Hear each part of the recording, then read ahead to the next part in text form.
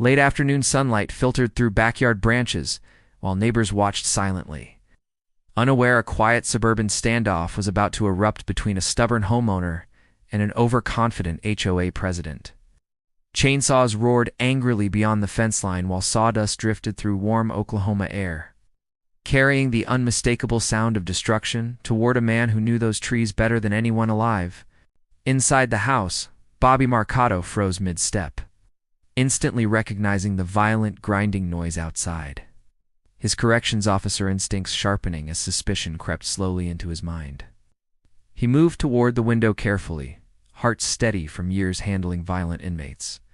Already sensing something deeply wrong unfolding behind the privacy fence protecting his backyard, Bobby leaned closer, pushing aside the curtain slightly, and the moment he saw the chainsaw biting into bark, anger surged instantly through his chest.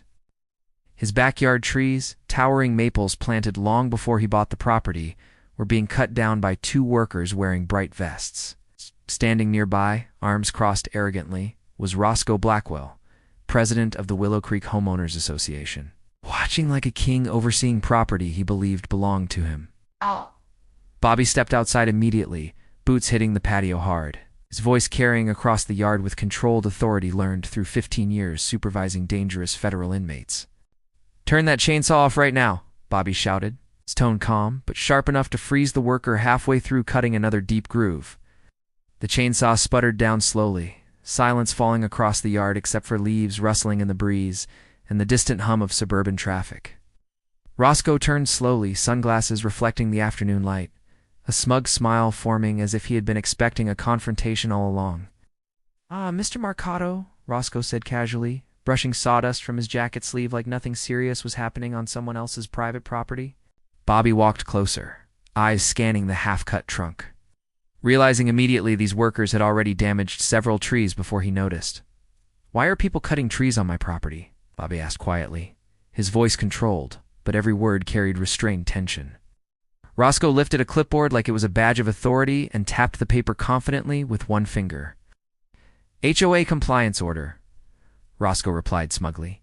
"These trees violate neighborhood visibility regulations and must be removed immediately." Bobby stared at him for several seconds, disbelief spreading slowly across his face, as if he had just heard something impossibly stupid. "You ordered workers onto my property without my permission?" Bobby asked again, voice now colder than the winter wind. Roscoe chuckled softly, clearly enjoying the confrontation. Convinced HOA authority placed him far above ordinary homeowners in their complaints. "When the association issues a compliance directive, homeowner approval is not required," Roscoe explained confidently, gesturing toward the workers. Bobby glanced back at the damaged trees, his jaw tightening slightly, while years of discipline kept his temper firmly contained. "Those trees are inside my property line by more than 12 feet, Bobby said slowly, each word measured carefully. The chainsaw workers exchanged uncomfortable looks, suddenly realizing the situation might be more complicated than they were originally told. Roscoe waved dismissively, clearly irritated that Bobby was questioning his authority in front of hired contractors. "Property lines are secondary when HOA safety violations exist," Roscoe insisted, raising his voice slightly as if louder meant more correct. Bobby stepped forward another pace, his presence alone causing the younger worker to instinctively back away from the tree trunk. 15 years inside federal correctional facilities had taught Bobby how people reacted when real authority entered a situation. Roscoe, however, had clearly never spent time around trained law enforcement professionals who understood both control and consequences. "Let me explain something carefully," Bobby said calmly, locking eyes with Roscoe across the scattered sawdust. "You ordered destruction of property you legally do not control." Roscoe laughed outright now, shaking his head as if Bobby simply did not understand how homeowners associations truly operated. "You signed HOA membership when you bought this house?" Roscoe replied smugly, tapping his clipboard again. Bobby folded his arms slowly, posture straight, voice steady, the same stance he used when addressing aggressive inmates. "HOA agreements do not override state property law," Bobby said quietly, watching Roscoe's confidence begin to flicker slightly. The chainsaw workers were now completely still, unsure whether continuing work might land them in serious legal trouble. Roscoe sensed hesitation spreading and quickly tried to regain dominance over the situation. "Finish cutting that tree," he ordered sharply, pointing toward the partially sliced trunk beside the fence. The worker hesitated again, glancing between Bobby and Roscoe like someone caught between two very different forms of authority. Bobby stepped closer, voice calm but unmistakably commanding. "If that chainsaw starts again, you'll be destroying evidence in a criminal property damage investigation." The worker's hands dropped, immediately from the saw handle, as fear replaced uncertainty in his eyes. Roscoe turned toward Bobby. Frustration boiling up, his control began slipping away from him. "Don't get to threaten people here," Roscoe snapped angrily, pointing a finger inches from Bobby's chest. Bobby didn't move, didn't blink, didn't react emotionally at all. Years inside violent prison units had trained him perfectly for exactly this kind of confrontation. "You entered my property without permission," Bobby replied calmly. "You ordered destruction of privately owned trees, and you did it while the homeowner was present."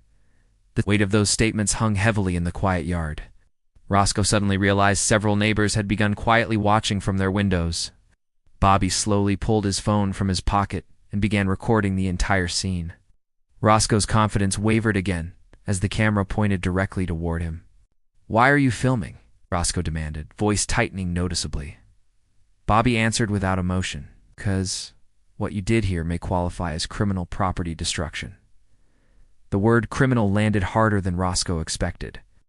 Bobby calmly dialed a number on his phone. "Yukon Police Department.